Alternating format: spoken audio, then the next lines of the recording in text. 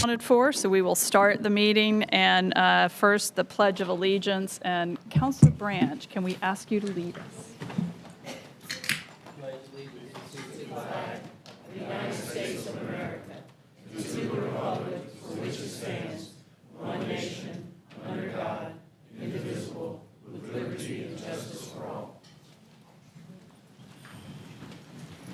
I will also say before we go to the next item that Mayor Pro Tem Harrison will be out on leave, and our thoughts will be with you as you go through birth, maternity leave, the rest of it. And Stormy Fort, our most recent Mayor Pro Tem, will be filling in for, yes, not on the parenting duties, but on the official duties. Yeah, okay, yes, babysitting perhaps. Maybe. But yes, we'll be thinking of you over the coming weeks. Special awards, I will hand this over to the city manager. And happy birthday. Thank you. And are we acknowledging any special awards today? All right, we will have Michelle Millette here to kick this item off for us. Just want to simply thank our K-9 unit that is standing behind me today for all their hard work as they are retiring one of their precious doggies today. That's it. No, I didn't see the dog. Unfortunately, the dog could not join us, but the wonderful K-9 team is right here behind us. So if you want to recognize them, I think they'd appreciate it.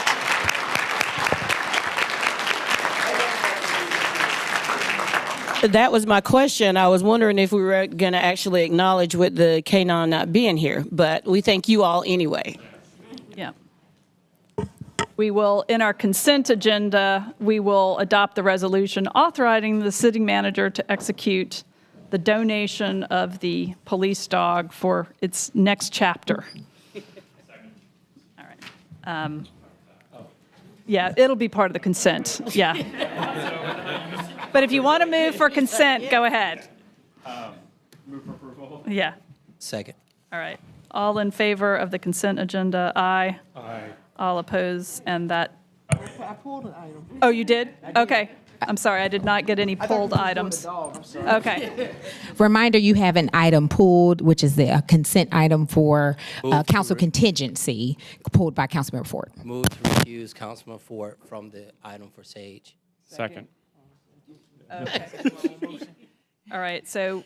She's on the board. Yeah, so all in favor of removing Councilor Fort from the Sage item, right, for voting? I mean, we just voted on everything, so now I'm trying to back Mayor, this. All right, all in favor, Mayor, aye. let's clean this up a little bit. Okay. So if we could, let's go back to the consent agenda for approval of the consent agenda with the exception of that item, which is C4B. So friendly amendment, So moved. right? Okay. Okay, so all in favor of the consent minus the item pulled by Councilor Fort, aye. Aye. All opposed, nay. Okay, now we will go to, what is the item? We will go to Councilmember Branch to make the motion to recuse Councilmember Fort Okay. from voting on the item. Okay. So move. All in favor of allowing Councilor Fort to recuse herself from voting on an item because of a conflict of interest, aye. Aye. All opposed, nay. All right, Now we will vote on the item. okay, and just remind me the number. That is item C4B. Okay. So moved. Yep, Second. all in favor of C4B, aye. Aye. All opposed, nay. All right, so that is 7-0. We are all mentally on maternity leave or thinking Yeah. about the dog. Okay, so now we go to report and recommendation of the Planning Commission, and there is no report. So we move on to special items.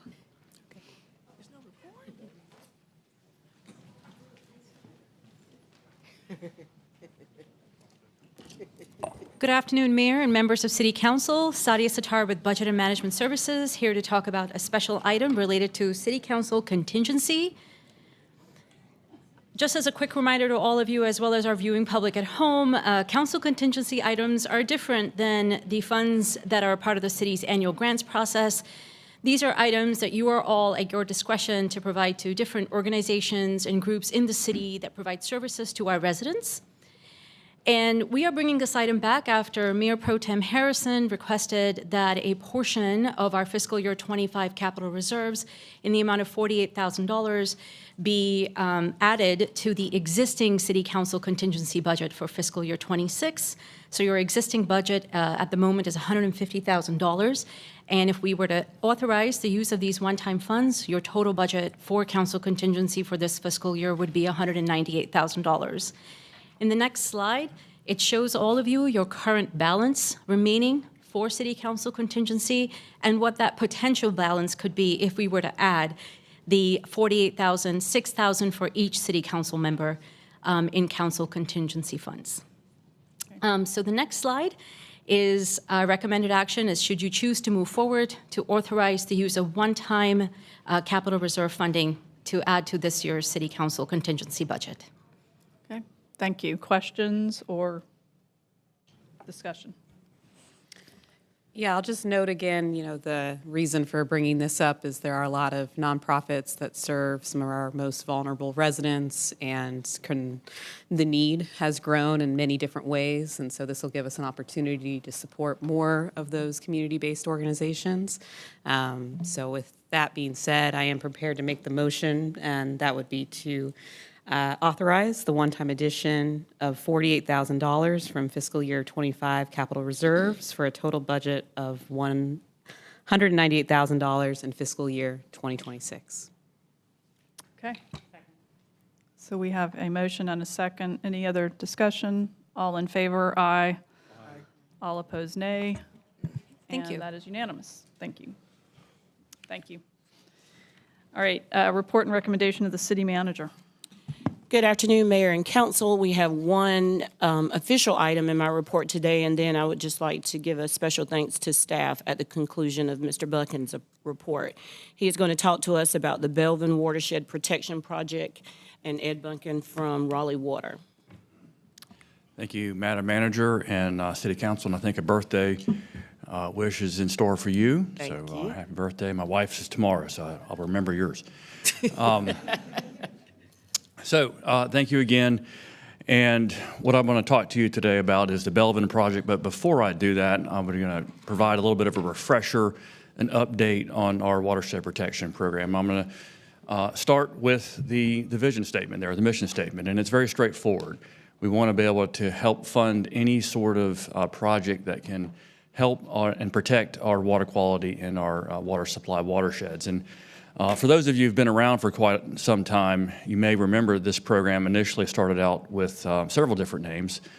Started in 2005 during Mayor Meeker's time here, and it was called the Falls Lake Initiative at that time. And then it changed over to the Upper Neuse Clean Water Initiative. Councilmember Silver might remember that acronym. And I did not use the acronym. So it has a long history here at the city of Raleigh, and it's been very successful. And I think it's also been, it's very unique, not only in North Carolina, but across the country. You don't see a program like this hardly anywhere. So there we go. And one of the reasons why it is unique is because we are tasked with protecting our water quality basically outside of our jurisdiction. What you're looking at there is the Falls Lake watershed. As you can see, it's within 6 counties. Only 13% of it is in Wake County, and less than 1% of it is in Raleigh's jurisdiction. And much as the same is true for the Swift Creek Basin with Lake Benson and Lake Wheeler. Very little of it is in within our direct control. So we had to think outside the box. How are we going to protect water quality in Falls Lake? And I should also mention that this program preceded the establishment of the Falls Lake Nutrient Management Strategy. So this was a proactive step by the city of Raleigh to protect arguably the most important natural resource that we have. So we had to think about how are we going to work with our upstream partners to help protect Falls Lake. So as I mentioned, 2005 is when the program was started, and we identified the local land trust in this area to be our partners and to kind of act as our proxy. because some of the benefits of local land trusts are they know the lay of the land. They know the leadership in the counties. They know the landowners, the developers, the farmers. It's a much more effective communication strategy than having someone like me knocking on doors trying to find projects. So we've partnered with several different land trusts over the years, and I think it's been a great success story, and they've acted very well on our behalf. And some of the other benefits is that they are very effective at finding matching grant dollars. So they're going to go try to get monies from state grant programs, federal grant programs, and also there's open space programs as well that we've partnered with. And so projects can range from the usual one will be a land conservation project, but in 2015, we changed the name of the Watershed Protection Program to reflect the fact that we'll also do things like stream restorations. We've done that with soil and water districts. We've fenced cattle out of streams in the Falls Lake Basin. We've invested in stormwater control measures up in the basin. So it's not always water conservation, or excuse me, land conservation, but it oftentimes is. But the other part about this is that the land trust will do all the monitoring and keeping up with the property so that we don't have to do that, because oftentimes these are in Durham County, Granville County, and we don't really have any ability to own that property. So the land trust will take care of that for us. And we identify projects. We've had a system that we use to identify our most high priority projects since I think 2010 or thereabouts, where it's a GIS tool, very similar to IMAPS if you've used that product, where you can zoom in. So every parcel in our water supply watersheds is scored on a matrix, so the land trust and other partners can just zoom in and figure out if that property is something that we want to work with them on. We evaluate things like soil type, topography, so if it's got steep slopes. And we also look at the uplands as well, because uplands are usually going to be mature forest. And the mature forest that's the first water treatment plant ever. And it's still undefeated, and it's the best one. I'm very proud of the water treatment plant work that we do, but the forest doesn't have to have operators, constant preventative maintenance and all of that. It just does its job every day. And we're going to be in the water treatment business for a long time. So this is really an effective way to protect our water quality. So these are the projects that are located in the Falls Lake area. So they're scattered all over the place, as you can see. We've done a lot of work kind of recently in the Granville County through the Tar River Land Conservancy. And that green kind of blob in the middle there is the Camp Butner military facility. And so they also want more buffer around their facility. So a lot of times we've been able to partner with them to help get projects on the table. So as you can see, they're all over the place, and if you can, it's kind of hard to see, but kind of in the middle is a red dot. That's the Belvin project that I'll be talking about here in just a minute. So this is a bit of a summary of what we've done with this program so far. And I'll just cut to the chase and draw your attention to the bottom line and the very last one there that has the leverage ratio. And I think that's important because that means for every dollar we spend, we're usually getting $7 in matching funds. So that can be a donation from the property owner. So if it's a $500,000 piece of property, so that's what it's valued at, they'll sell it to the land trust for $300,000. So it's a $200,000 donation. So we get that a lot, and that's something that the land trust excel at is really having that good faith negotiation. And also we'll get grant money, again, from state and federal agencies. This number, though, the ratio has gone down over time because the state opportunities, the funding there has drastically been decreased over the years. But so we're having to find other partners. But you know, this is one of the best ones, types of projects you'll ever see is basically a donation. And that brings me to the Belvin project. So the Belvin project is located right off Highway 50 if you're driving north out of Raleigh. You'll cross over the Wake County line, and not far after that, it's on your left. And it's 277 acres, so a really large tract of land. You don't see that very often. Usually they've been kind of subdivided. And this is a special project in my mind because the Belvin family has owned this piece of property for literally hundreds of years. There's a cemetery on the site that dates back to the early 1800s. So this is a piece of family history here. And you can see there, there's an old farmhouse there. There's a lot of outbuildings as well near there. And so, you know, my daughter and I, we go tramping around Falls Lake all the time. And you'll find these little areas like this. This used to be a farming community well before Falls Lake was even envisioned. So, but now it's a forest. It's just a functioning forest and an absolutely beautiful site. It also, you can walk down all the way down to the Ledge Creek arm of Falls Lake. So it doesn't get any better than this in terms of high scoring, high value, and we have a great opportunity to preserve this indefinitely. And so here's the project specifics. As I mentioned, 277 acres, almost 9,000 feet of stream protected. But again, just to cut to the chase here, the really amazing figure here is the money that we're being requested from Tar River, which is $132,850,000. So you guys deal with land issues almost every meeting. You're not going to see $479.60 per acre probably ever again. And so, you know, the value of this property is close to $1.8 million. At least the last appraisal is probably higher every passing day. In fact, I was initially like, gee whiz, I'd like to buy this. But you know, this is going to be preserved and managed by Tar River, and a representative, their director, Derek Hallberg, is here.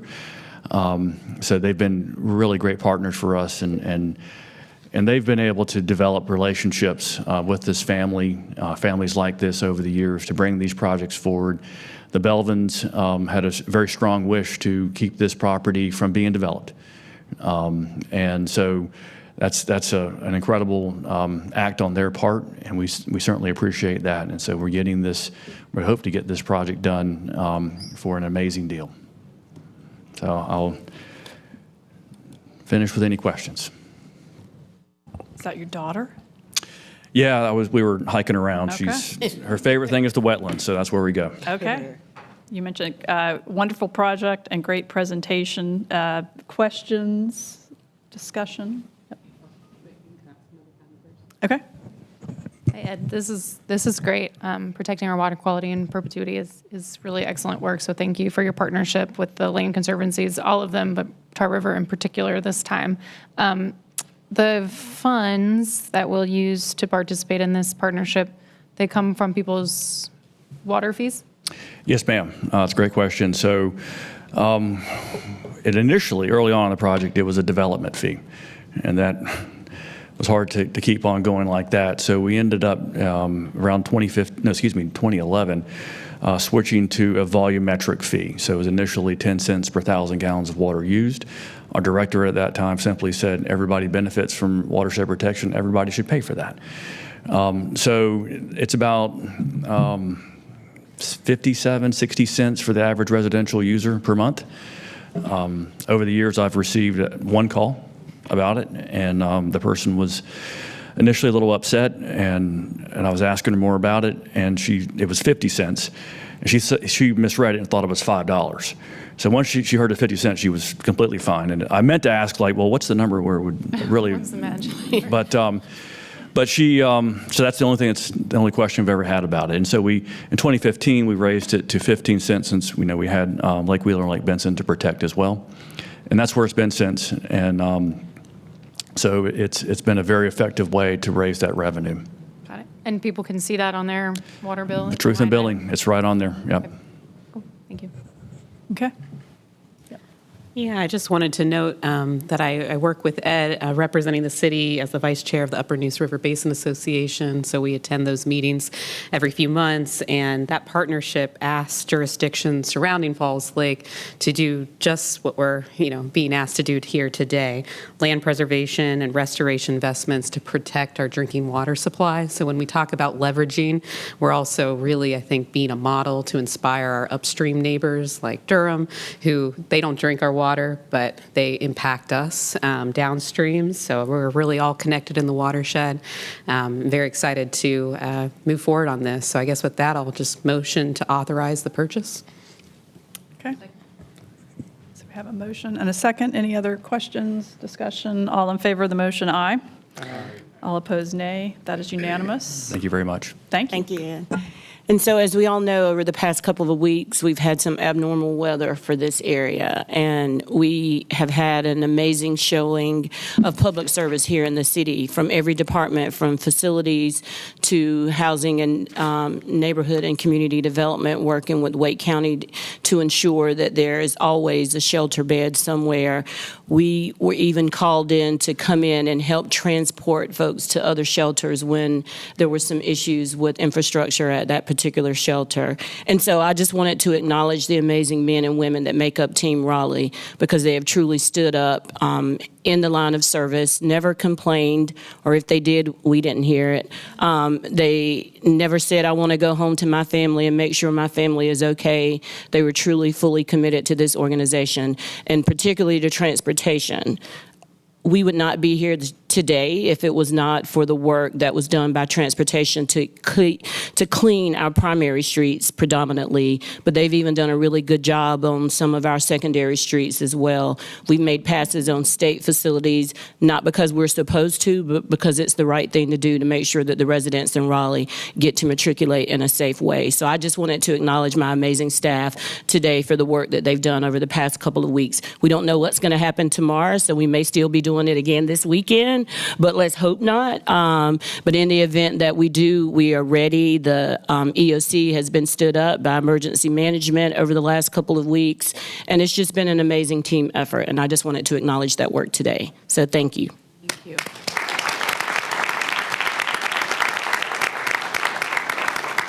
And that concludes my report. Okay. Next, we have the report and recommendation of the Stormwater Management Advisory Commission, and we have Graham Smith, Chair, and Wayne Miles of Engineering Services. Good afternoon, Mayor, City Council members. Appreciate the opportunity to come before you and talk about some proposed policy changes for the Rainwater Rewards Program, also known as R3. I am Wayne Miles, Stormwater Program Manager in Engineering Services, and I have with me today Graham Smith, who is the Chair of the Stormwater Management Advisory Commission. This program is a cost-share grant program funded by the city's stormwater utility fee to construct rain gardens and other types of green stormwater infrastructure on public and private property. In its current form, since 2018, we have funded nearly 300 projects totaling approximately $3 million. And as you can see, between the consultations and the actual projects we've done over that period of time, it pretty well covers the city. In terms of program policy changes, the most significant change is we are proposing changing the cost share proportion to 90% of project costs citywide. Under the current policy, the majority of these projects are 75% cost share, and some watersheds, we had a current 90% cost share based on the state having designated those watersheds as impaired waters. Now, we have changed our interpretation with the Neuse River being designated as nutrient sensitive, that the entire city now is somewhat in an impaired waterway. So as a result of that, we're proposing changing that cost share to 90% citywide. Some other policy changes. We are changing the language for clarity. The old policy refers to this as a reimbursement program, whereas a cost share program is a more appropriate language. We are updating the policy drivers. The old policy refers to the city's stormwater permitting and regulatory requirements, but these projects are above and beyond any regulatory requirements. So we're removing that language related to our policy and referring to sustainable growth and resiliency. And then finally, we are adjusting the staff level approval threshold because of inflation and escalation from $5,000 to $10,000. Projects over that will still be reviewed and approved by the SMAC, and all projects over $30,000 will still come to City Council for final approval. We do get lots of benefits in terms of community involvement from this project, as well as water quality. We have a 100% subsidy program that is co-funded by the Climate Action Fund, thanks to the Office of Sustainability. And that program covers that difference of the cost share that's not currently funded by the city, so that we can offer 100% funding to nonprofits and other eligible residents based on income. This program is also closely aligned with a workforce development and rain garden apprenticeship program where we're partnered with a nonprofit. That program teaches teachers and high school students green stormwater infrastructure in a STEM-based curriculum. So it's a really important outreach and education program as well. With that, I will turn it over to Graham Smith, the chair, for the recommendation. Thank you, Wayne. Thank you for your time today. This did come before our commission previously, and we did want to move this forward to you guys for your recommendation. And this proposed recommendation is to approve the updated Raleigh Rainwater Rewards policy as recommended by the Stormwater Management Advisory Commission with an effective date of July 1st, 2026. Well, appreciate the presentation and this great program. Stormy Fort. Wayne, I have a question on the subsidy. You indicated that eligible residents could get the 100% subsidy. What are the eligibility requirements? Yeah, the eligibility requirements for the 100% subsidy is 80% AMI or lower. And then for rental properties, because we are doing work on private property, the owner has to be the approver. So for rental properties, we have an equivalent threshold based on the rent that they're charging for that property as to whether it would be eligible for the subsidy program. Councilor Patton. Yeah, hi, Wayne. This is a great program, and one time I had gotten a constituent feedback that I forgot until right this very moment, but I'm going to convey it to you. They work in, this resident works in the landscape architecture industry and thought it might be fruitful if there was like an education program specifically for the professionals who will be installing these on behalf of, the private property owner, just so they can feel a little more fluid with the requirements, because I know like the rain gardens have to meet a certain threshold. Correct. Right? And I may turn this over to Justin Harcum so he can talk about the design criteria that we require. Justin runs this program day to day. Good afternoon. Happy to answer any questions about the program. Currently, we do lean pretty heavily towards the state of North Carolina's Department of Environmental Quality's design requirements. We do have standards for the installs. As for interested parties in learning more about how to install these, we do hold a rain garden workshop. I believe it's twice a year. It's more geared towards your homeowners, but that could be a step in the right direction. And I know Wayne had mentioned the partnership with Urban Sustainable Solutions that provides that workforce development on both the install and the maintenance. So one thing we do provide applicants is a list of contractors who have completed projects in the past. So if said architect completes a project, navigates that first application successfully, we will be able to add them to the list and share that with interested parties moving forward. Gotcha. Cool. Helpful. Yep. Councilor Branch. Definitely, thank you for the information. Like the program, to me, the program seems like someone that has a home and they want to add a rain garden or add something. Do we do anything on the front end where something is being developed, or is that just part of the overall developmental process as far as stormwater? Yeah. Good question. The majority of these projects are on existing development. There is not an intent here to help development that would occur on these projects. And so really, we work with existing property owners to implement these projects. Okay. I guess I've got a lot of questions, which may be more just offline, getting more familiar with the program. But so you're doing 30 to 40 projects a year since 2018. Is that accelerating? or is it steady and, you've got enough money? What's the obstacle to doing more?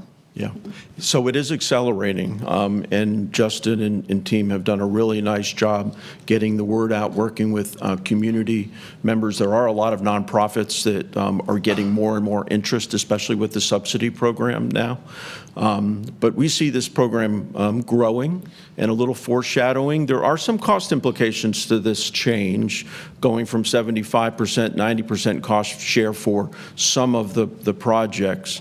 So we will be bringing a budget increase with our proposal for the budget this coming fiscal year, FY27. You might have noted this policy change does not go into effect until July 1st of 2026. So that would be next fiscal year.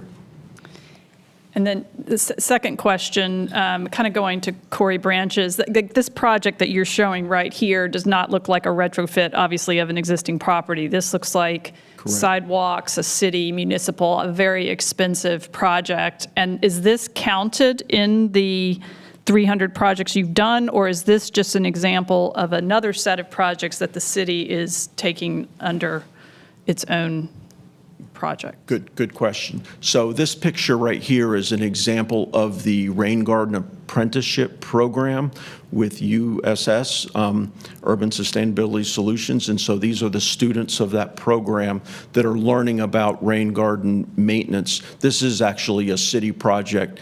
This is Peterson Street. This is a project down on Peterson Street down near the Walnut Creek Wetland Center. That was a city GSI project. And how many city projects have been done since 2018 compared to the 300 private?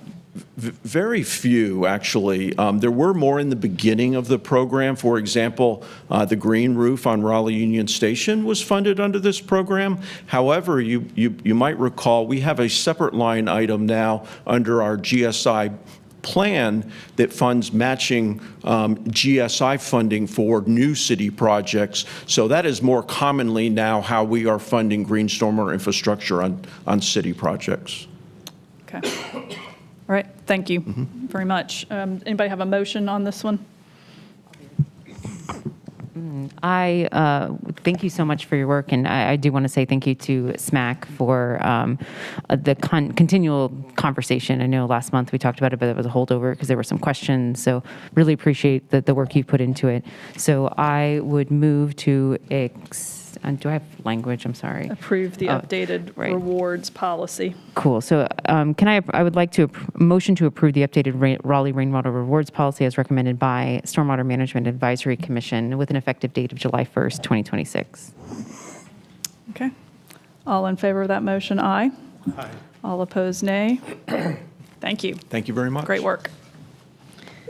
Okay, next we have a report and recommendation of the Substance Use Advisory Commission, and we have Saul Parada, Chair, and Raquel Gill from Economic and Social Advancement.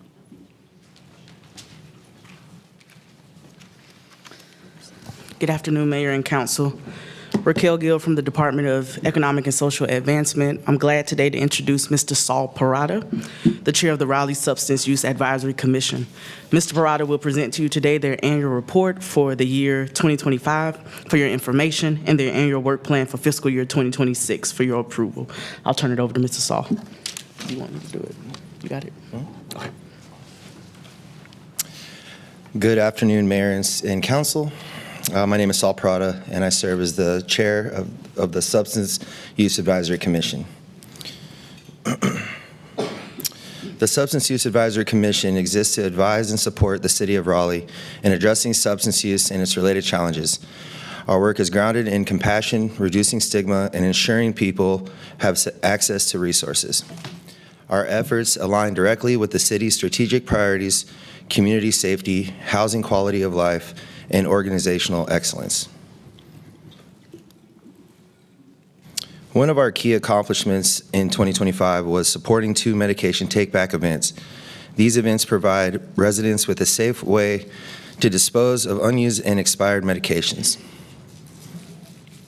In October 2024, we collected nearly 150 pounds of medication, and in April 2025, another 96 pounds, both in partnership with local pharmacies and Raleigh Police. We also hosted 2 community listening sessions to hear directly from residents, service providers, and people with lived experience. In addition, we expanded partnerships by attending events like Raleigh Times First Friday and Rally for Recovery. We were focused on outreach and education. Looking ahead to 2026, our work will focus on partnership development, listening sessions, outreach to unhoused populations, medication take-back events, education, and updating our bylaws. These focus areas build directly on what we've learned from the community. We plan to deepen partnerships with the Department of Economic and Social Advancement, Raleigh Police, and local behavioral health coalitions.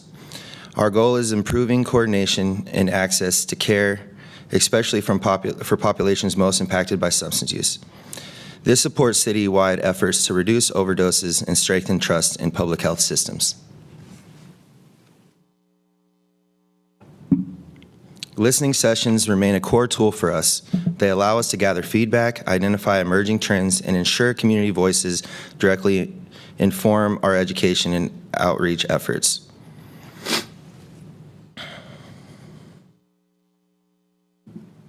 We will continue working with community organizations to deliver resources to unhoused residents. Substance use and mental health challenges often overlap with housing instability, and addressing these risk factors help improve overall quality of life.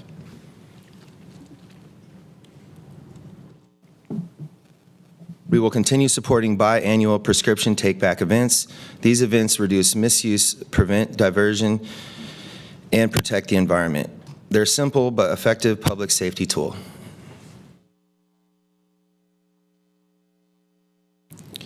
Community outreach, including First Friday events and social media, helps us educate residents, reduce stigma, and share information about treatment and prevention. These platforms allow us to meet people where they already are.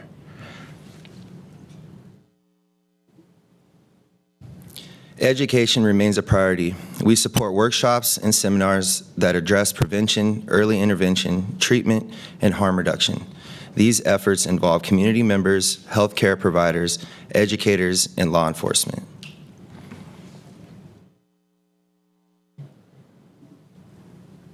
Finally, I'd like to acknowledge the members of the Substance Use Advisory Commission and our staff liaison. This work is truly collaborative. Thank you for your time, and I'm happy to answer any questions. Great. Thank you very much for that. First, Mayor Pro Tem Harrison. Yeah, thank you all for your work. It's very important. I recall there was a survey that you all were potentially working on. Is that still something going on? And I did hear about the listening session, so just I'm curious to better understand the trends going on in the city. Yeah, this is my second year, and the surveys are something that we've been really trying to dig into and trying to figure out what really connects to the public. I feel like we've done more on-site things more than just handing out those types of, I had it, sorry, remind me one more time. Like a survey form. The surveys, yes. Yeah. I'm sorry. The surveys, so you're having more conversations, the surveys, perhaps? We're wanting to connect more directly with more of the listening parties and actually go out there to the encampments and actually, with the Raleigh Times First Friday, same thing, meeting people where they are and just trying to do it where it's not as threatening to them or they don't feel like they're getting too personal, but wanting to reach out to them with the resources so they at least can reach back out to us. Is there an opportunity to learn what you all are hearing from those sessions or just the interactions? I would like to, we can definitely answer more in detail. We have our city council meeting coming up this next Wednesday, and I'd love to go back and, be able to, respond to that a little bit more. But yeah, all these things that we do is a big collaboration with everyone in our group that work in different fields. I'm just really blessed to be a part of it, and to be the chair, again, it's just a title.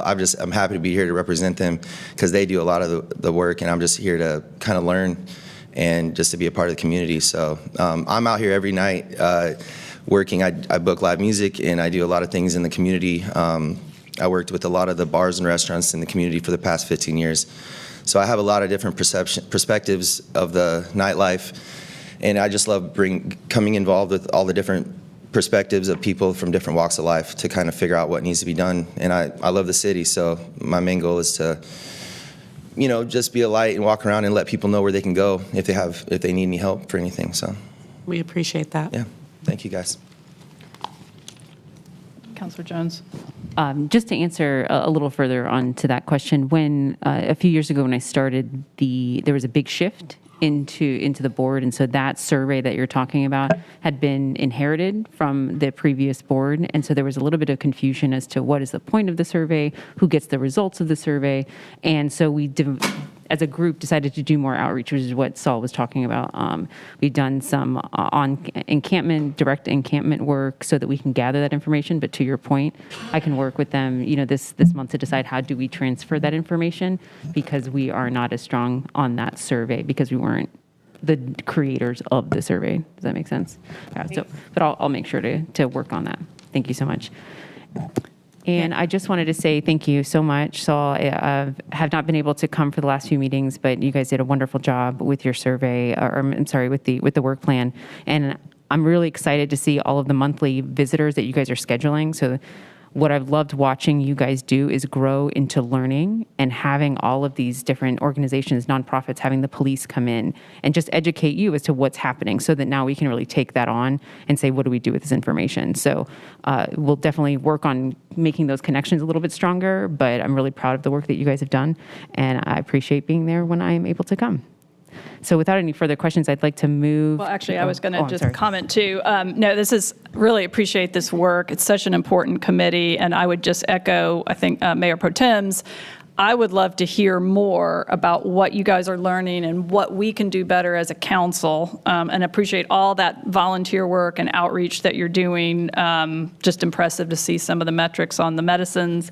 I guess a question for staff is, do we have dollars allocated in our budget at all for this, or is this just all volunteer work or partnership work? Are there any dollars for substance abuse prevention or education in our budget?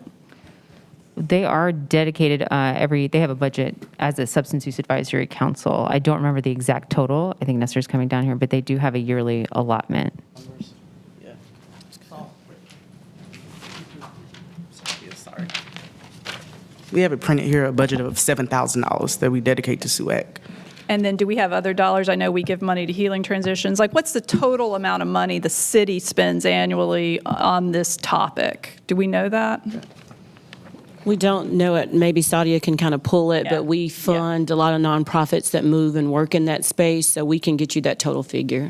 Yeah. That's exactly what I was going to say. Yes, we would be more than happy to find that information and send it in perhaps a city manager's update or whatever the manager desires. And then my final question would just be on metrics. Maybe the police department has something around where do we rank? Like, how do we think about this issue in Raleigh as a city? How do we compare to other cities? I think we fare fairly well, but I don't really know. So that would just be another follow-up question. Just an important issue. So thank you. Thing. Thank you. All right. And now I would like to move to a motion to approve Substance Use Advisory Commission's 2026 work plan. Second. All in favor? Aye. Aye. All opposed? Nay. Great. Next, we have the different committees, and we have nothing outside of transportation and transit with Councilor Patton. Yeah, we've got one item coming out of Transportation and Transit Committee. Full council will recall that several months ago, we took into committee the topic of citizen-initiated street closures. This is a great example of being in an environment where we test and learn.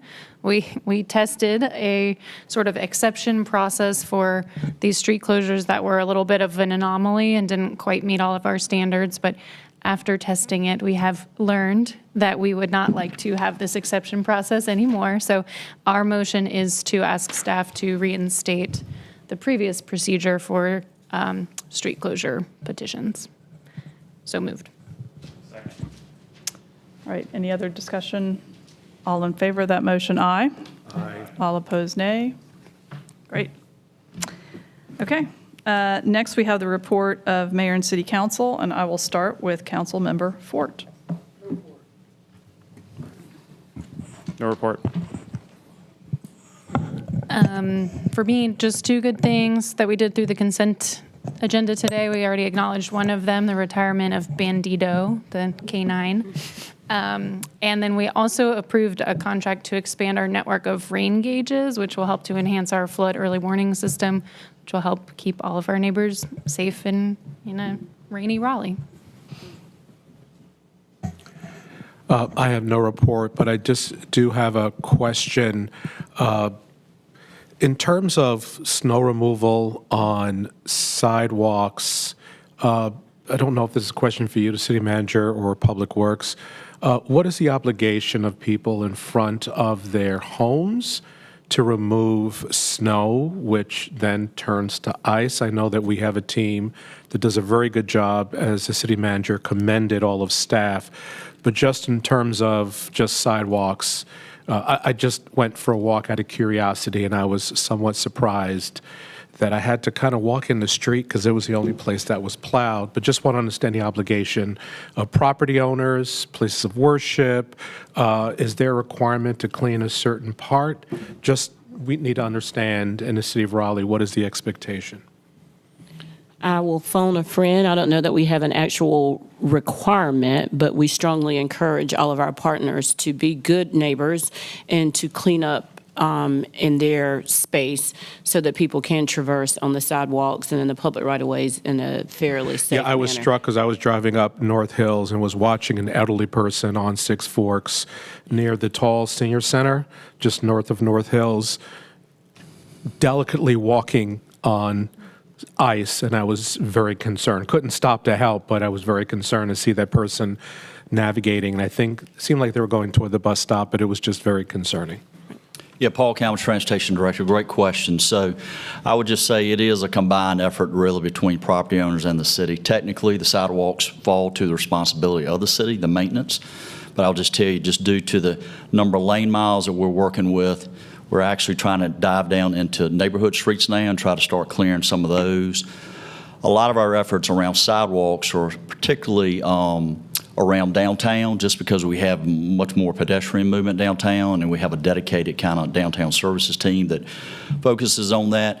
And just keep in mind right now, we've got half of our staff transition back to leaf collection right now. So we are really honestly stretched thin on what we have with these types of events, but we will slowly try to work on sidewalks, but I'll just tell you that is down the priority list. Bike lanes, we've got some specialized equipment that we're using on bike lanes, so we do try to put some emphasis on that as well. Yeah, I guess my call is that we don't have these snow events and ice events often, but if we can communicate to the public, whether you're a business owner, place of worship, any establishment, homeowner, it would be helpful if they can pitch in, because it was discouraging to, and I know some people, this is the South, not everyone owns a shovel, although I saw leaf blowers out there busy at work. But whatever small piece we can do to help in front of our property, I think it'd go a long way for those that do have to take a bus or need to use the sidewalk. I think any little bit would help. Yeah, great feedback. Thank you. Yep, and I'm just going to piggyback on that and city manager's comments to say I thought we did well as a city. I know we had a lot of brining and a lot of prep, and then we didn't get quite as much as we thought. And everybody loves to flash that picture of the woman's car burning, in the middle of, and point out that we don't know what we're doing. So thought we did great. And I appreciate all the frontline employees and those neighbors that were out like shoveling and helping other people out with salt. So I saw both that public safety employee, but as well as a lot of neighbors helping each other. So thank you. Yes, echo that. Thanks to staff. I do have some thoughts that I just wanted to share. I know that things feel, really unhinged right now. The world is very, very loud, and the headlines are exhausting, and it feels like everything is happening to us instead of with us. But this right here at this table is where power still lives. Local government is not background noise. PTA meetings, citizens advisory councils, and public comment are not symbolic gestures. They are the front lines of democracy. These rooms were built for regular people to speak, to learn, and to shape what happens next. So if we want accountability, if we want community, if we want change that actually sticks, It doesn't start online or somewhere far away. It starts with showing up locally, using your voices, and refusing to sit this moment out. The chaos may be national, but our power is local. And so with that, I will be reminding you that our next District E community meeting will be held on Wednesday, February 11th from 6 to 8 p.m. at La Cucina Italian Restaurant, and I really hope to see you there. And then we also have our Decoding Democracy Book Club, which will meet on Valentine's Day, Saturday, February 14th from 9:30 to 11:30 at New World Cafe on Durley Road. So I really hope you use these moments to exercise your voice because it matters, and we want to make sure to amplify it here. So thank you.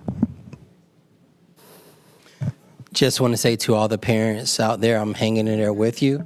We'll be glad when Wake County Schools does open back up, and everyone please stay warm.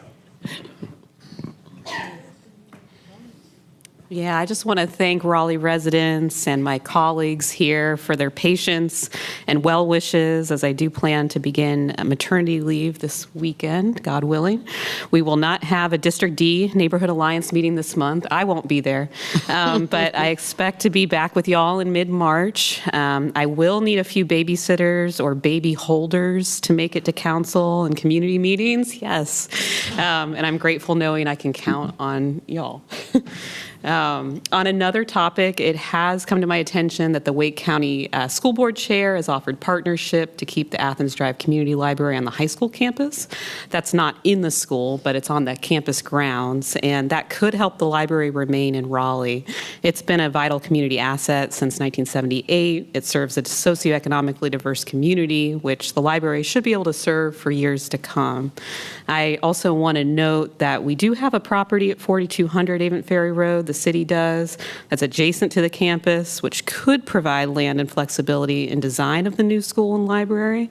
I recognize half the site is likely undevelopable because it has a topography and a stream that isn't going to allow it to be used, but it could be used as tree conservation or perhaps as environmental requirements for the school campus redesign. So I would just want to throw that out there. And just to support keeping the Athens Drive Community Library in the community that is in Southwest Raleigh, I'd like to make a motion today to authorize the city manager to engage in discussions with the Wake County Commission and Wake County School Board on partnership opportunities to keep Athens Drive Community Library in Raleigh.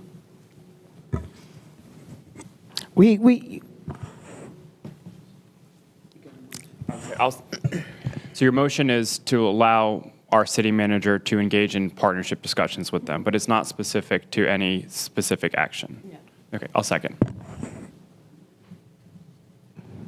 I know we've had extensive conversations about this particular topic, and libraries are not within the purview of the city of Raleigh. I mean, that's just not the business that we're in. I think the county commissioners and the school board folks have had extensive conversations about keeping it there, but it's not within our purview, and certainly land and things that we've got are better used for affordable housing and other initiatives along those lines. And so I would object and would oppose the motion. Other discussion? All right, well, we have a motion and a second. All in favor of the motion, aye. Aye. All opposed? Yep, all right, so one opposed, and all right. Thank you. All right, next we have appointments. Good afternoon. First is Bicycle and Pedestrian Advisory Commission, 2 regular vacancies. Brandon Tucker received 8 votes, so would be appointed, and that means your remaining vacancy will return on your next agenda. Design Review Commission, 1 alternate vacancy. John Terzatis received 8 votes, so would be appointed. Police Advisory Board, 1 regular vacancy for your LGBT community member slot. Chase Franklin received 8 votes, so would be appointed. Next is Police Advisory Board, 1 regular vacancy mental health provider slot. Jessica Hayden received 8 votes, so would be appointed. Police Advisory Board, 1 alternate vacancy. Councilmember Jones nominated Selena Vasquez, so that will be returning on your next ballot. Lastly, Stormwater Management and Advisory Commission, Councilmember Jones nominated Colin McCarville, so that will be coming back. and no new announcements under nominations today. That's it. Okay, thank you. City Attorney's report. Good afternoon, Mayor and members of council. I'm going to ask Keenan Condor with my office to come up to help me with this presentation. Keenan is an attorney in our office and actually is assigned to work with code enforcement. So with that, I'll get started. This item is an overview of Raleigh's existing minimum housing code and how it protects renters. If you'll recall, back in the fall, Durham adopted changes to its ordinance, and at that time, I committed to take a look at our housing code to determine if we needed to make changes to our code. Today's presentation walks us through what our code covers, how enforcement works, and the resources that are available to renters in our community. So beginning first with what our city code covers. In all actuality, our city code actually addresses about 700 different things as it relates to minimum housing. But they include, and probably the ones that would tend to be most visible and most concerning, deal with structural hazards like damaged floors or roofs, fire and electrical hazards, severe pest infestation, lack of utilities such as water and heat, particularly during the winter months, unsafe exits, and security issues like missing or inoperable locks. These are some of the types of conditions that were identified as posing some of the most serious risks to tenants, and these provisions are covered in our ordinance, as were Durham's ordinance when it was adopted back in October. As a result, we looked at our housing code, and I say we, I mean the city attorney's office, working with the housing staff. We looked at our housing code and felt that it provided sufficient protections for our renters. And so with that, I want to talk about some of the resources that we have available to renters in our community. First, on our website, we have what we call a tenant resource toolkit. And that toolkit is on our webpage, and it provides information on how to report violations and also connects tenants to legal assistance organizations that can help them navigate housing issues. We actually, as a part of that toolkit, also it talks about what to consider before renting. You're going too fast, Kenny. It talks about what to consider before renting, how to request repairs from your landlord, eviction and foreclosure resources, and also how to report concerns. The tenant toolkit was developed with input from our Fair Housing Advisory Board, and it is regularly reviewed and updated. And in fact, the Fair Housing Advisory Board is having a conference that is actually scheduled for May the 15th, where they will also focus on tenant rights and fair housing education. Moving forward, here are the ways that you can make a complaint. You can certainly, as we like to say, go old school and call, but we also have, you can use our Ask Raleigh portal, as well as, again, on our website. Moving along, we have a short video that should talk about, Luke's going to pull it up here, that talks about the housing code enforcement process. And Luke says stop. He got it. It's about a 2-minute video.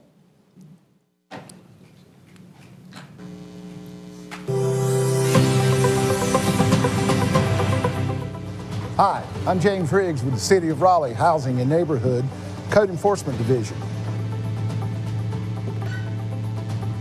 As a code enforcement official, we work to make sure your home is safe, healthy, and that your neighborhood is a great place to live, work, and play. We inspect renter and owner-occupied residences and properties to make sure they meet minimum housing and building standards, as well as addressing public nuisances such as high grass, trash, storing appliances outside, and bushes or grass growing over the sidewalk or street. Code enforcement also addresses zoning vehicle issues, which is having more than one unlicensed or uninspected vehicle on the property, and public nuisance vehicles, which are wrecked or dismantled vehicles. There are some basic housing components required for all dwellings. A few examples are kitchen area, bathtub, shower, toilet, sink, hot and cold running water, working permanent heat source.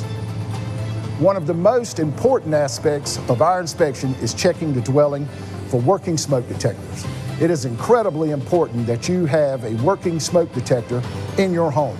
It can save you and your loved ones from a dangerous situation.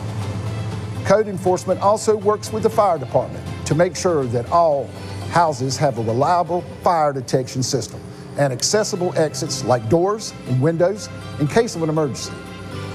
Be sure to check your home for these important safety measures. Making changes to increase the safety in your home could save a life. If you would like to request an inspection of your home or to make a public nuisance complaint, please contact the Code Enforcement Division at 919-996-2444.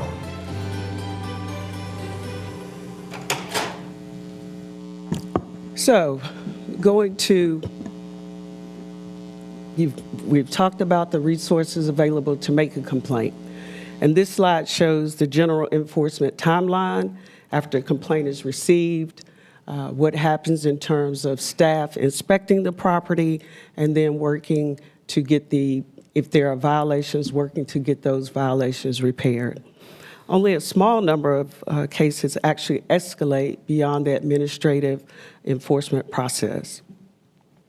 Then moving on, when we began this endeavor, it not only was about looking at our code to make sure that we felt that our code provided sufficient resources available to renters, but also what were the ways that we did that.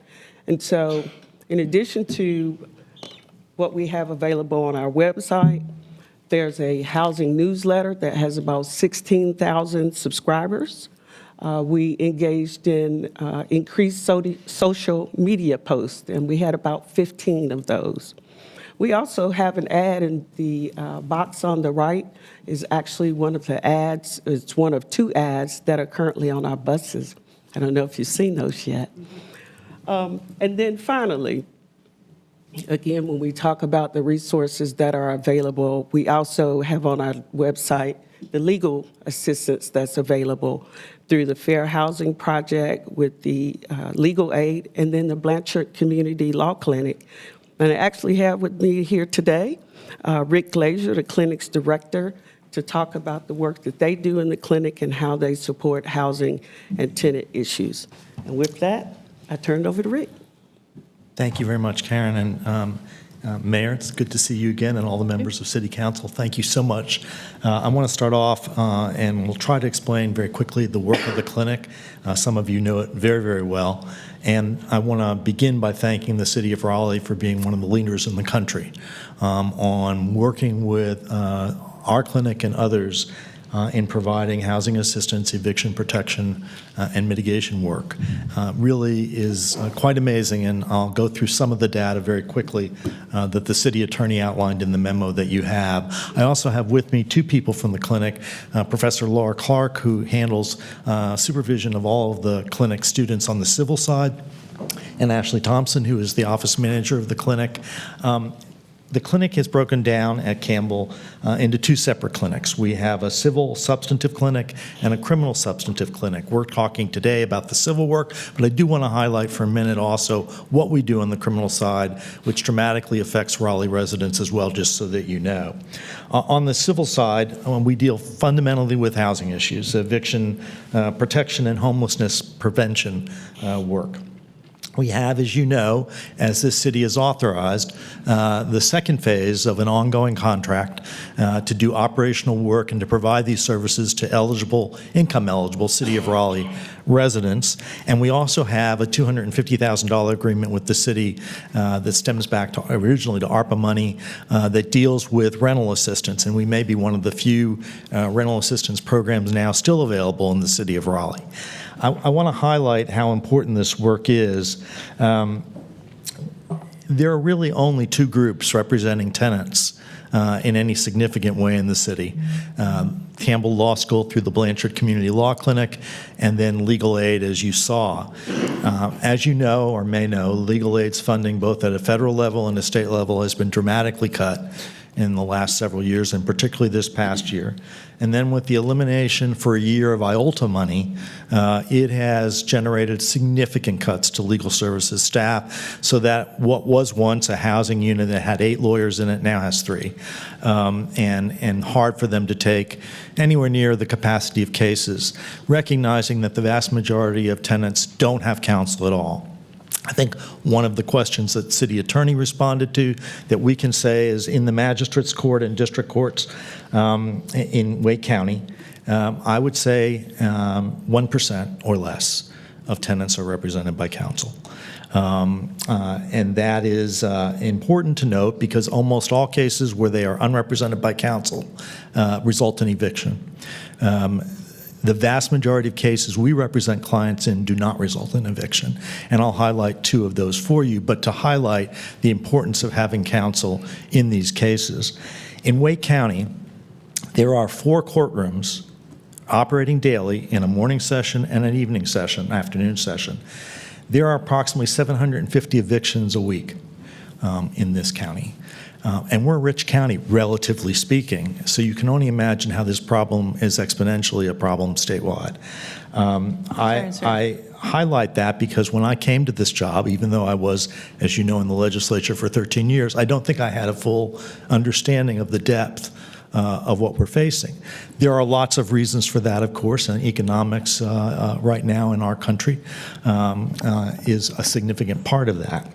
But I highlight that point of what we do, and not only do we represent clients within the system and trying to prevent homelessness from occurring, but we also try to create policy initiatives within the system to help. For example, there wasn't until last year a notice given to a tenant who is evicted by an order of a magistrate that they had a right to appeal within 10 days to the district court. Now that's given in Charlotte and it's given in other cities, but Professor Clark was able to sort of work with the chief magistrate and with Judge Ridgway as well to create that notice capacity, which is really important because for so many tenants, it's not that they're not going to be evicted eventually. For a lot, it's finding the time to get them stayed in place till we can get them to a future residence so they're not put out on the street. It's finding a little bit of time in negotiation with a landlord to allow the tenant to come up with the money to pay past arrearage or to work with us to be able to use some of the rental assistance funds that you have so generously donated.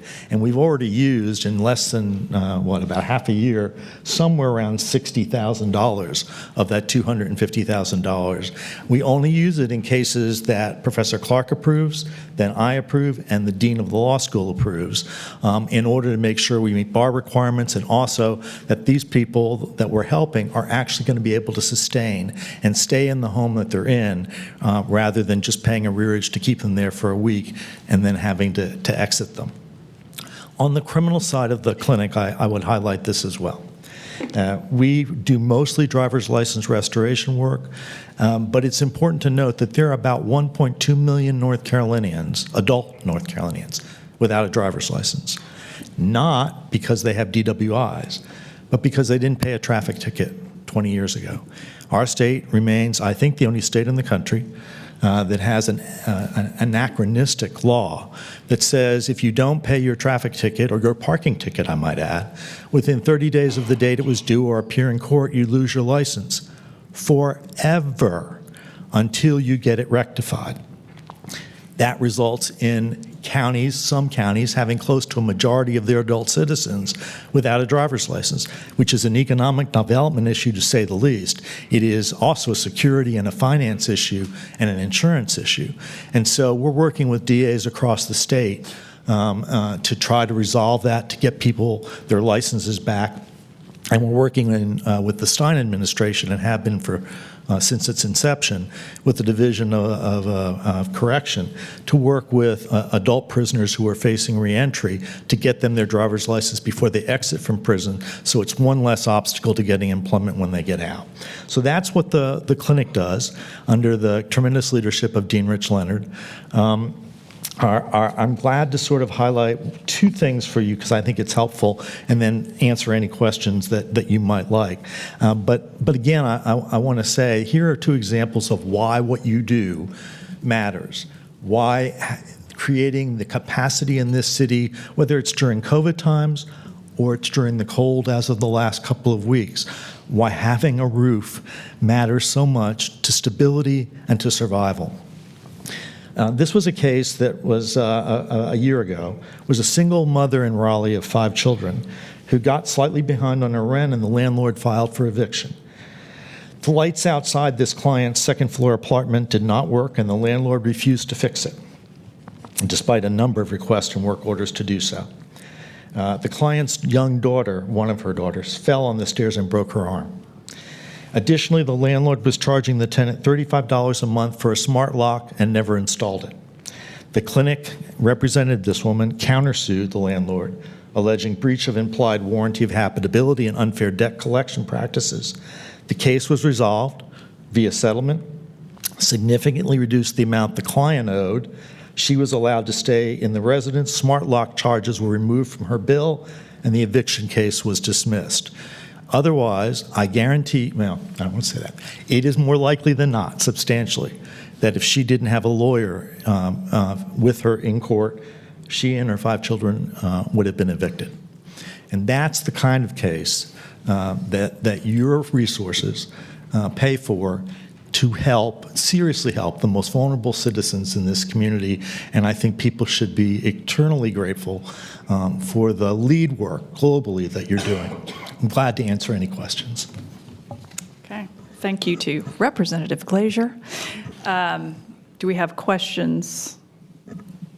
Yep. Let's start with Councilor Patton. Sure.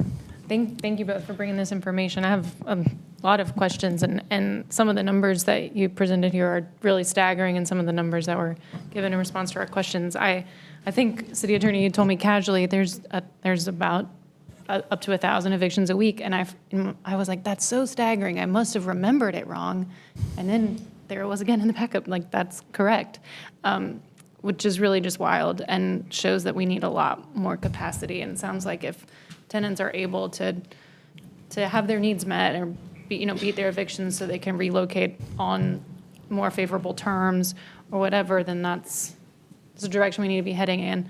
And I'm wondering about where the bottlenecks are. Is it only funds? Is it timing? Is it number of students?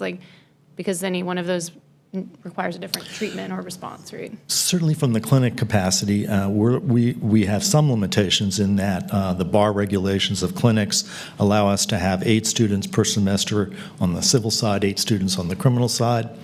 We have worked a little magic by creating an advanced clinic course that gives us additional capacity.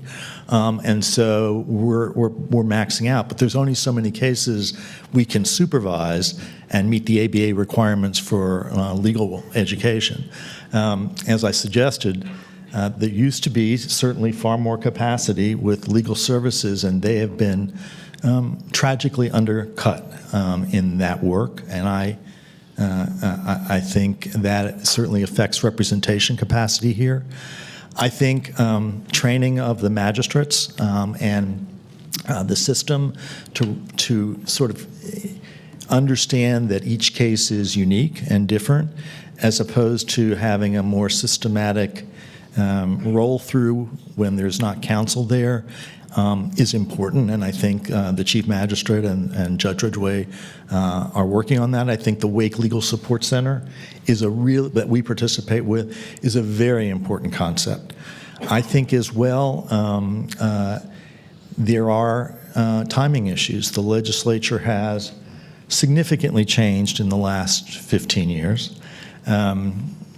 Landlord-tenant law, and sped up dramatically the eviction process from what had been not a long process, but a very moderate, reasonable, temperate process relative to states, to now being one of the fastest, if not the fastest, eviction process in the country.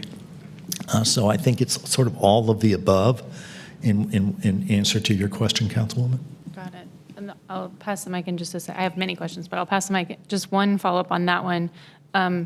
So it sounds like for legal aid, the primary source of the bottleneck is funding constraints.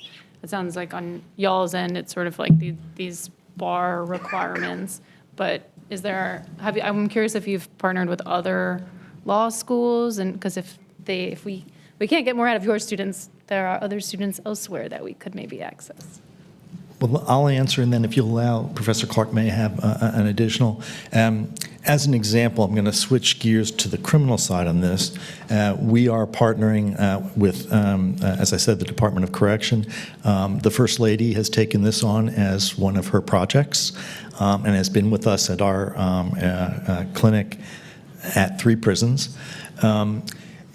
In doing that with the department, because there are 21 prisons in the state releasing at any given time, we can only handle 1 or 2 prisons a semester, because that's hundreds of cases. We're working with training other law schools to be involved in that process to get more of the prison population who's reentering services. I think almost all the law schools have some tenant clinic capacity. But for Raleigh, it's really fair. We are the law school in Raleigh. I know Duke has a very active clinic and works considerably in Durham. I believe Central's now involved in that process in Durham as well. Can't speak to Carolina. I know they have a clinic, but I don't know where they operate. So I think almost all the law schools are involved. I will say that the rental assistance money that the city provides was delayed in getting out because there was, again, an old bar regulation that suggested that lawyers couldn't fund their own litigation. Well, that was meant to stop private lawyers from doing that, but it had the effect of stopping clinics and anti-poverty organizations.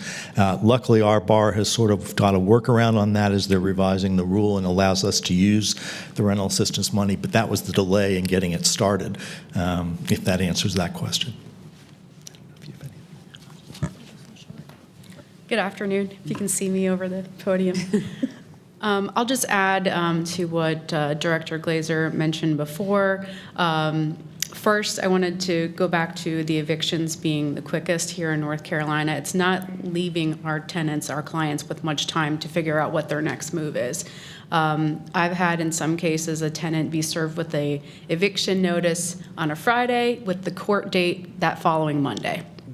And so you could imagine that's not a lot of time to figure out how to get off of work, how to get childcare, how to get transportation to the courthouse.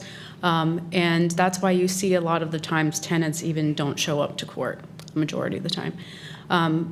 For the tenants who do attend court and maybe want to appeal because maybe they have a genuine legal basis or just because they need more time to figure out what their next step is, if they do come to us, one of the great resources that we have started in the last year, which has been tremendous to helping us provide holistic legal services, is our social work collaboration with NC State University. They have a Master's of Social Work practicum program, and for the last year and a half now, we've had a Master of Social Work graduate student working with us at the clinic 3 days a week, 24 hours a week. And that student's job is to help us fill in the gaps of where the legal work, where the law student's legal work doesn't cover. And so that could look like helping the tenant search for new housing. It could be helping the tenant with food insecurity, getting signed up for food stamps, or applying for a daycare voucher. The list is endless. So that's what our social work program looks like right now. What it looks like day to day is the Master of Social Work graduate student is working closely with the law students to help identify needs, maybe even before the law student has identified those, right? Law students have a certain type of training and a social work student has a different type of training.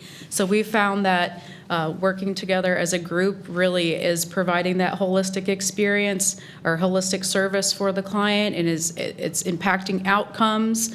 It's helping us with settlement. It's helping just provide a service to that tenant as a whole rather than addressing the legal need. Thank you. Right. Mayor Pro Tem. Yeah, one question. I'm curious if you've followed Durham recently. They passed a housing ordinance amendment to protect tenants. And it seems like the main difference between what we do is that they are now basically you can't making it unlawful to collect rent if there is, one of these dangers to health or safety, kind of the list that we saw. And so can you talk about what that does, what that achieves in your opinion? I'm just curious if you're following that. I'll ask Professor Clark to do that, but I also know, I think that was something I saw in the memo that the city attorney had addressed, and I turn to her first, if that's all right. Yeah. If you'll recall, when we talked about this, there's a state statute that talks about cities cannot set rates for private rental property. And so our concern with that would be that we would potentially be in violation of that state statute. And I guess I would add my 2 cents or my 1 cent worth of thought here. Having served in the legislature, not for 10 years, but when I did, the last 5 years in the minority, the preemption of city and county authority was significant as a goal. And I would think that that's an issue you should consider. Thank you. Councilor Branch. So question of this, roughly 700, I guess you said, cases a week.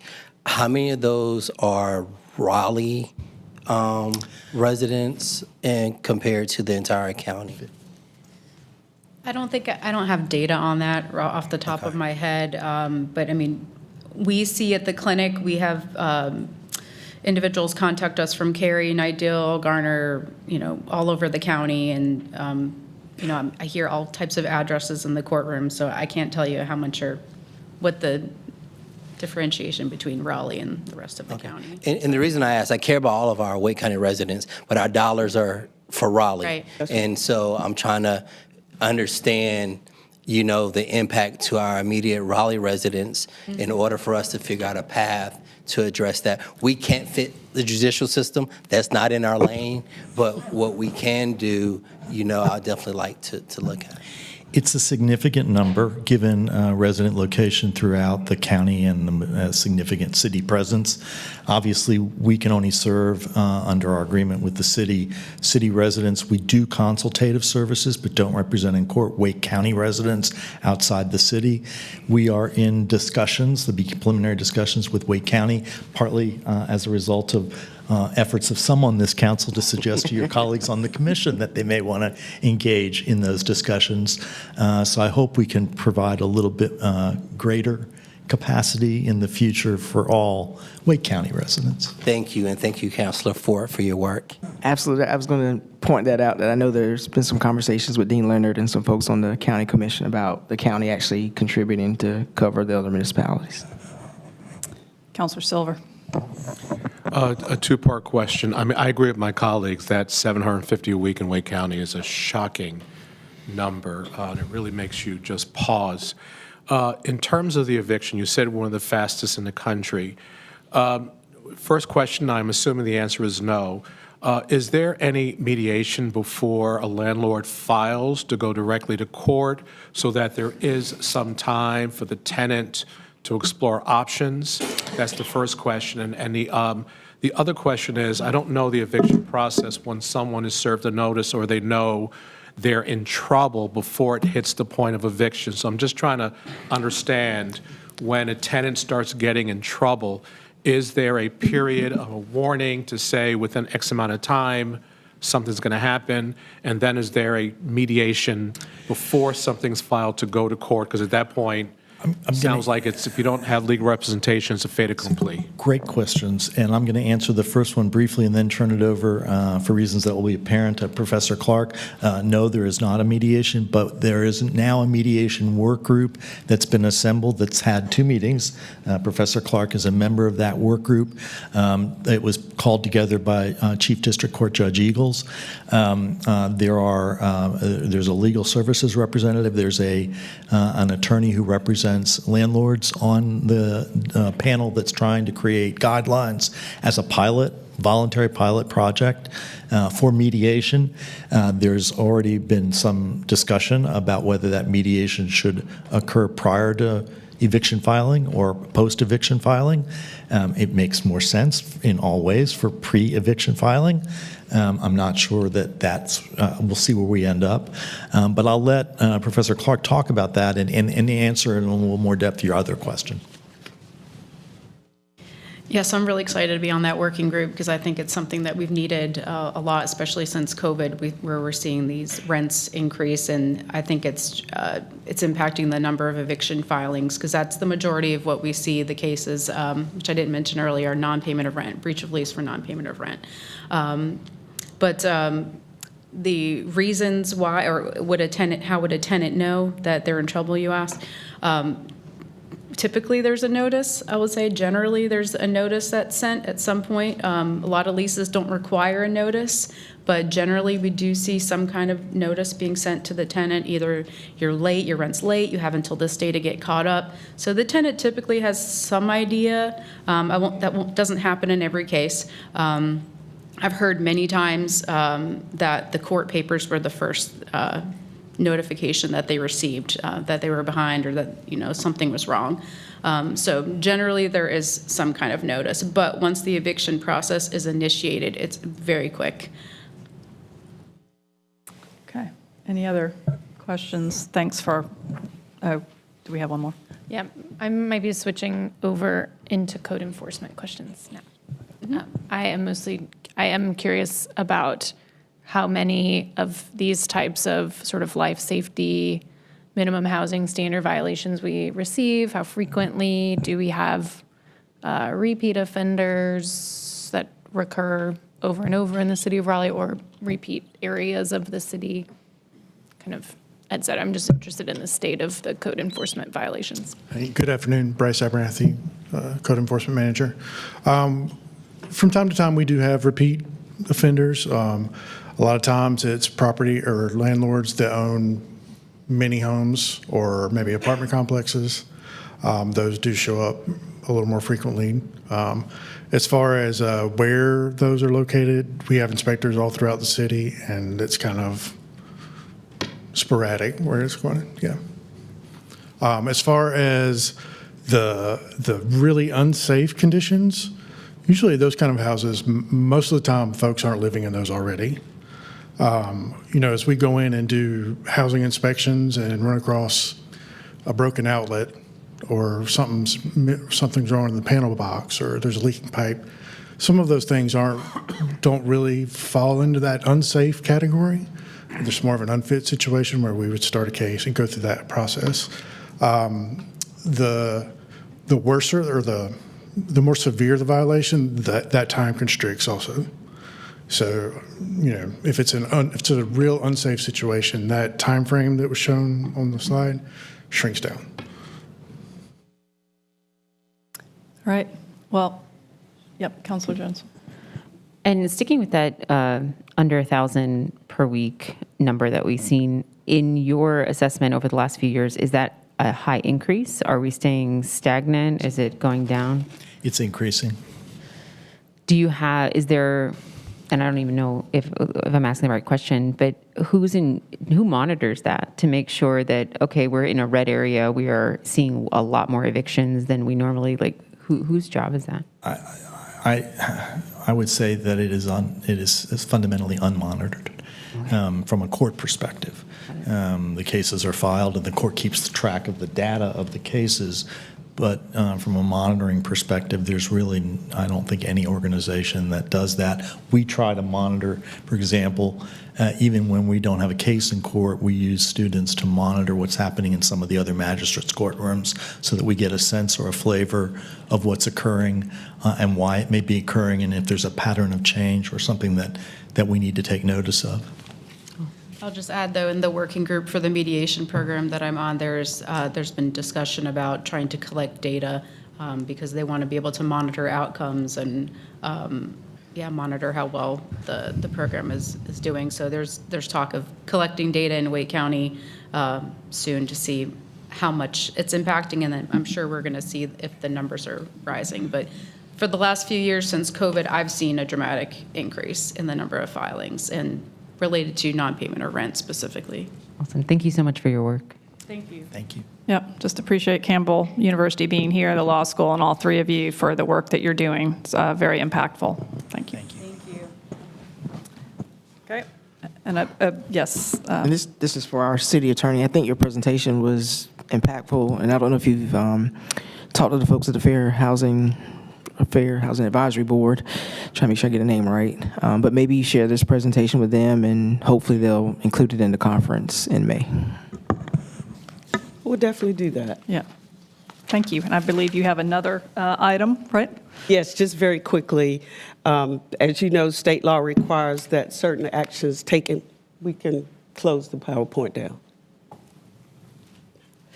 As you know, state law requires when we come to you in closed session and receive authorization for settlements, that it be formally reflected in the official minutes. This item, the second item before you, is just that. It's for information only, and no further action is needed by the council. That concludes my report for All today. right. Thank you, Madam Attorney. And we now have the city clerk. Good afternoon, Mayor and Council. Included with your agenda materials were draft minutes from your January 20th and your January 24th retreat. Move for approval. Second. All in favor of the motion, aye. Aye. All opposed, nay. And that passes. Thank you. All right, next is a motion in order to enter a closed session pursuant to General Statute 143-318.11A3 to consult with the city attorney in order to preserve attorney-client privilege and to consider and give instructions regarding the handling and or settlement of a potential claim in the following matters. The City of Raleigh versus the legacy of Taz, Inc. General Statute 143-318.11A6 to consider the qualifications, competence, performance, character, fitness, conditions of employment, or conditions of initial employment of an individual public officer or employee or prospective public officer or employee, or to hear and investigate a complaint, charge, or grievance by or against an individual public officer or employee. So moved. Second. All in favor, aye. Aye. All opposed? All right, we are now going into closed session. We're going to be in 303.